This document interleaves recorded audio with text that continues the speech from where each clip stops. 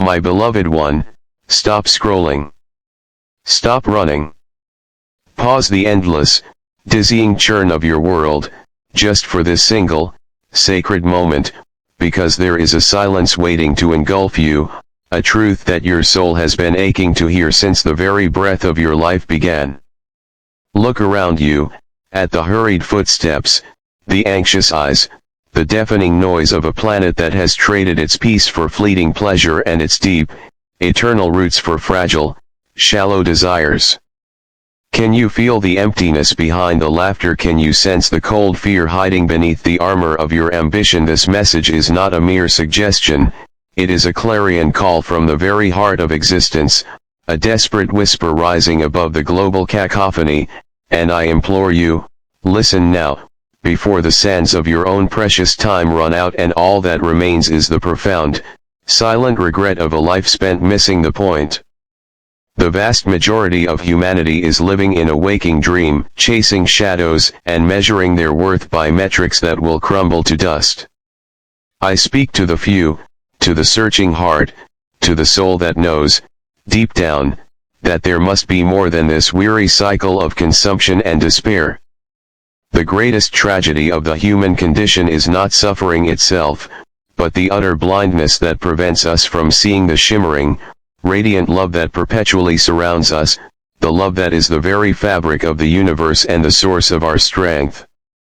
You walk through your days believing you are alone, a solitary ship tossed on an indifferent sea, striving desperately to earn a love that was freely given before the dawn broke over the mountains.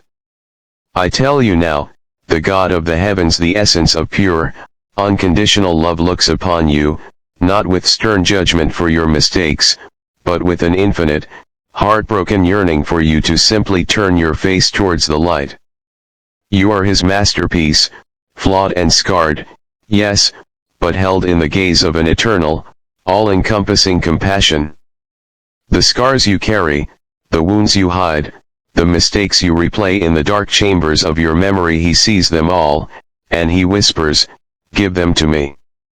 I have already carried them for you." Do you not understand the gravity, the sheer, impossible miracle of redemption? It is not something you labor for, it is a gift waiting to unwrap itself the moment you lay down your heavy burden of self-condemnation and acknowledge the sacrifice made for you.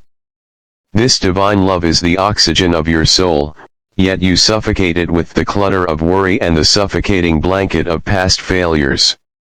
Let the air of forgiveness rush in. Let the light of acceptance penetrate the deepest dungeon of your self-doubt. You are not defined by your worst moment, you are defined by the love that sought you out in your worst moment. But a warning must accompany this divine promise, for the path you are currently on, the wide, smooth road paved with distraction and indifference, leads not to peace, but to a chilling, desolate separation. You have been told that time is infinite, that tomorrow is guaranteed, that the important work can always be put off until later, but that is the most insidious lie of the adversary, the voice of doubt and delay that paralyzes the spirit. The hour is late. Look at the world around you, the signs of spiritual fatigue are everywhere, the clamor for power, the relentless pursuit of temporary highs, the casual cruelty on every news feed. The true enemy is not the person who betrayed you, or the struggle that financially broke you. The true enemy is the spiritual complacency that allows the living, vibrant connection to the divine to wither and die within your soul. Every moment spent pursuing a hollow validation from the world, every minute sacrificed to bitterness, resentment, or the constant, gnawing need to possess more, is a moment stolen from your eternal destiny. The world offers you trinkets, the spirit offers you a crown. Which will you choose to hold in your hands when your final moment arrives? Do not let the fleeting, temporary anxieties of this physical realm distract you from the one, undeniable truth: your existence here is but a vapor, a brief, beautiful spark meant to ignite into an eternal flame. Do you truly believe that the accumulation of wealth, status, or popularity can warm your soul in the profound, existential cold that comes when you realize you have lived your entire life without knowing your Creator. The deceit of this age is the belief that you can serve both the sacred and the profane, that you can walk with one foot in the light and the other in the shadow. I tell you, you must choose. Choose life. Choose light. Choose now. The way back, my friend, is not through grand gestures or elaborate rituals. It is through absolute, raw, and persistent sincerity. It begins the moment you stop pretending. Stop pretending you are fine when your heart is weeping. Stop pretending you are satisfied when you hunger for something deeper. Kneel, not in a majestic cathedral, but in the quiet, hidden sanctuary of your own being, and simply say, I am lost. I have failed. I am afraid. Help me. That is the gateway. That vulnerable admission is the seismic event that shifts the foundation of your world, allowing the river of grace to finally rush in. And once you have received that grace, you must turn and become that love for others. This is the practical application of your faith, the test of your transformation. You cannot claim to walk the path of light while clinging to the darkness of unforgiveness.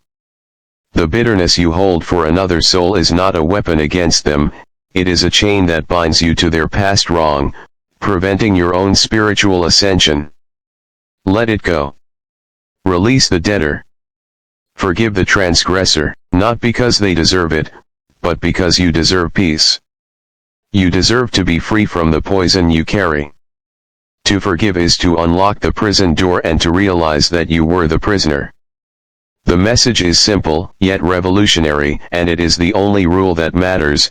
Love God with every fiber of your being, and love your neighbor, yes, even the one who hurt you, as you love the most precious, fragile parts of yourself. This is the whole law. This is the whole truth. Everything else is commentary.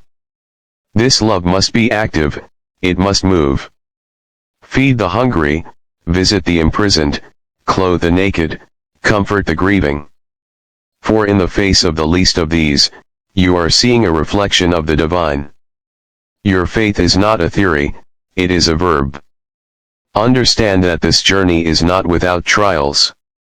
The adversary, the subtle voice of doubt, will constantly try to lure you back into the comfortable cage of your former self. You will face confusion, despair, and moments when the light seems to vanish entirely. Do not be discouraged, these moments are the forge of your character. They are the necessary breaking that allows the true, resilient you to emerge. When the world presses in, when the burdens feel too heavy to bear, remember the simple, enduring promise: you are never, ever alone. There is a divine presence walking with you, a hand steadying your own, a light illuminating the next single step. You are not asked to see the entire road, only the next footfall. Place your trust in that step. Live in the present moment, for only here can you encounter the sacred. The past is forgiven, the future is in His hands. Your power lies only in the holiness of this moment. Refuse to let the anxiety of a future that may never come steal the peace that is available to you right now. Stand firm, wrapped in the strength that is not your own, and let your life become a beacon, a quiet testament to the transformative power of divine love in a world starving for hope. The end is not a frightening collapse, it is a glorious, inevitable unveiling. Prepare your heart for that day, not with dread, but with joyful expectation. How do you prepare? By tending to the soil of your spirit today. By speaking kind words when the harsh ones are on your tongue. By finding time for quiet reflection amidst the storm of your schedule. By giving a small, anonymous act of charity. By reading the sacred texts not as ancient history, but as a living, breathing letter addressed directly to your heart. Cultivate faith, not a blind assurance that you'll get what you want, but a profound trust that even in the utter darkness, the light of God's purpose for you burns bright and true. Do this, and you will find that the anxieties of the world will begin to lose their grip. The fear of tomorrow will diminish. The petty squabbles and the pursuit of meaningless trophies will fade into the background.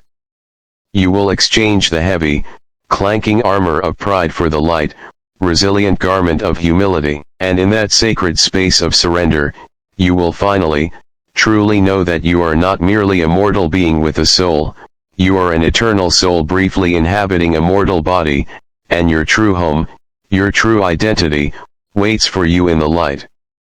Now is the time for action, for conversion, for a reckoning with the truth of who you are and whose you are. Do not wait for a sign in the heavens. You are the sign. Your awakening is the only miracle required. Open your eyes, open your heart, and step into the glorious destiny that has been waiting for you since the beginning of time. May the eternal God of boundless love look upon your soul and flood every dark corner with his radiant light. May you find the courage to forgive what you thought was unforgivable and the strength to love what you thought was unlovable. May your heart be lifted from the mire of the world and set upon the unshakable rock of his truth. May you feel the deep, abiding peace that passes all understanding, and may it guide your every word and deed. Go forth now, and live, not as one seeking a destination, but as one already walking in the light of an eternal home.